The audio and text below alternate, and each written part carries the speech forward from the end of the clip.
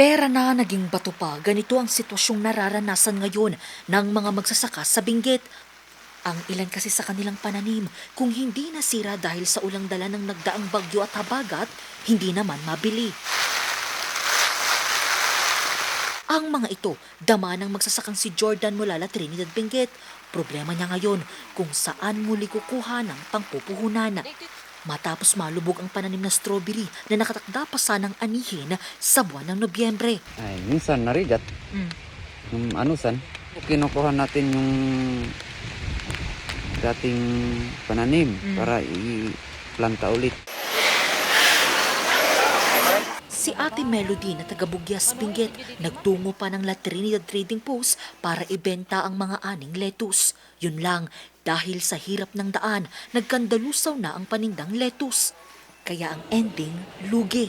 Nasira yung mga aanihin nila na mga gulay. Kaya kunti na lang naaani tapos yung mga bagong tanim pa nababad sa ulan kaya naglulusaw na.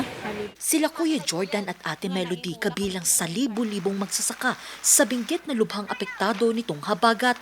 Isa kasi ang sektor ng agrikultura sa may pinakanapuruhan nito. Katunayan umaabot na sa 500 million pesos ang pinsalang iniwan nito sa sektor ng agrikultura sa Benguet. It's one of the harvest season ngayon. However, due to our continuous rains and itong mga typhoons, yung Typhoon Maymay, Typhoon Luis, and of course yung enhanced na southwest monsoon, kaya patuloy pa rin ang pagulan natin. Madami tayong mga agricultural damages na naitala given our agri facilities. Ito po yung magiging basis natin for the preparation ng rehabilitation and recovery plan na proposal na ito po yung ipapapondo natin sa ating central office. Dahil dito, ayon sa Department of Agriculture Cordillera, posibleng sumipa ang presyo ng gulay sa merkado. We are looking into na gaganda ang presyo ng ating mga priority or ng ating major highland vegetables.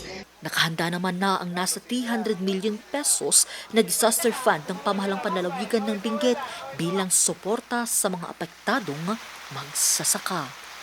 Angel Arquero, RNG News.